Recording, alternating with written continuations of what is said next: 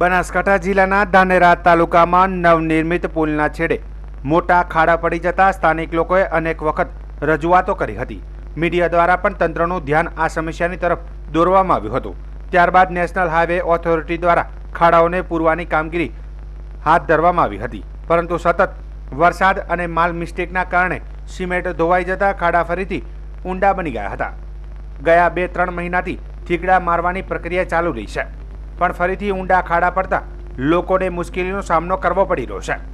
એક ઘટનામાં તો વૃદ્ધ મહિલાનું મૃત્યુ પણ થવા પામ્યું હતું, જેના કારણે ઉચ્ચ અધિકારીઓના દબાણ હેઠળ તાત્કાલિક રોડ પર બ્લોક ફિટ કરવાની કામગીરી શરૂ કરવામાં આવી હતી, પરંતુ જ્યારે પથ્થરના બ્લોક ફિટ કરીને કામ પૂરું કરાયું ત્યારબાદ ભારે લોડિંગ વાહનોના અવરજવરથી બ્લોક છૂટા પડી જતા આ પ્રયાસ પણ નિષ્ફળ સાબિત થયો હતો। ત્યારે લોકોમાં આ પ્રશ્ન ઊભો થયો છે કે આ કયા પ્રકારના એન્જિનિયર છે કે જે આવા અણધણ નકામા ઉપાયો અપનાવે છે।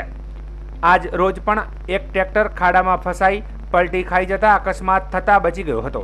ડ્રાઈવરની સતર્કતા ન હોત તો મોટી જાનહાનિની શક્યતા હતી। રાહદારીઓનો આક્ષેપ છે કે તંત્ર અને ધાનેરાના ચૂંટાયેલા પ્રતિનિધિઓ સમસ્યાને ધકેલી રહ્યા છે અને જવાબદારી ન લઈ એકબીજાના ઉપર દોષારોપણ કરી રહ્યા છે।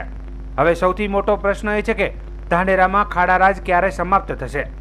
સામાન્ય જનતાની સહનશક્તિ હવે છેદાઈ રહી છે અને અસરકારક, મજબૂત અને દીર્ઘકાલીન સમાધાનની તાતી જરૂરિયાત છે। શું નામ છે તમારું? દશરથભાઈ। દશરથભાઈ, શું ઘટના બની હતી? હું ડીસાથી આવતો હતો સાહેબ, રાહ જવાનું હતું મારે લોખંડભરી, એટલે અહીંયા આગળ બ્લોક પાથરેલા હતા અને આમ ખાડો હતો, તો ખાડામાં ટાયર મારે પડી ગયું, ટ્રેક્ટર પલટી મારતે મારતે બચી ગયું। મારો જીવ હમણાં ખતરામાં હતો જ નથી। આપનું?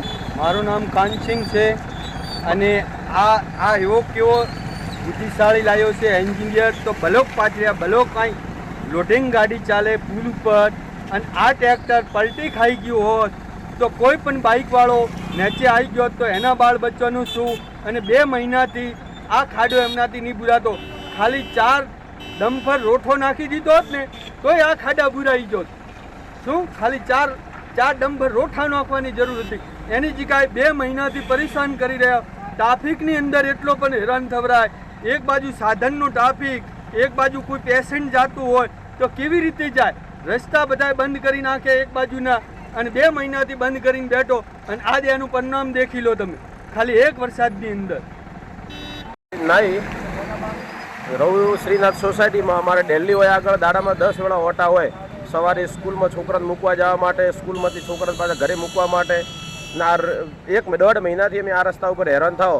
આ રસ્તાનો ઠોસ નિરાકરણ કોઈ આવતું નથી અને જ્યારે કોઈ એન્જિનિયર કોઈ નવું કામ કરે તો અત્યારે આ દેખો તમે, આ બ્લોક હશે પાથર્યા, અમને પણ ખબર પડે, અમે 1 મહિનાથી કૂદતા હતા કે ભાઈ આ બ્લોક નહીં રહે, છતાં બી એન્જિનિયરના કોઈ સરકારના અધિકારીઓએ આ લોકોએ આગળ બ્લોક ફિટ કર્યા, છતાં બી આ દેખો હાલ ટ્રેક્ટર પર ખાડા પડી ગયું, બ્લોક બધા ઉખડી ગયા અને 1.5 મહિનાથી હેરાન થવો પણ કોઈ અમારું કોઈ ઓભળતું જ નથી હોય આગળ। અમારે શું કરવું હોય આગળ? અમારે કાયમીનો પ્રશ્ન છે, એક દાડા નથી। અહીંયા આગળ પેલા રસ્તો તો વિવેકાનંદવાળા રસ્તે છોકરાને મૂકવા જાઓ તે બાજુ ખાડાય, આ બાજુ બજારમાં થઈને આવો એ બાજુ ખાડાય, કેવું સુધી અમારે આ બધી તકલીફ વેઠવાની અમારે?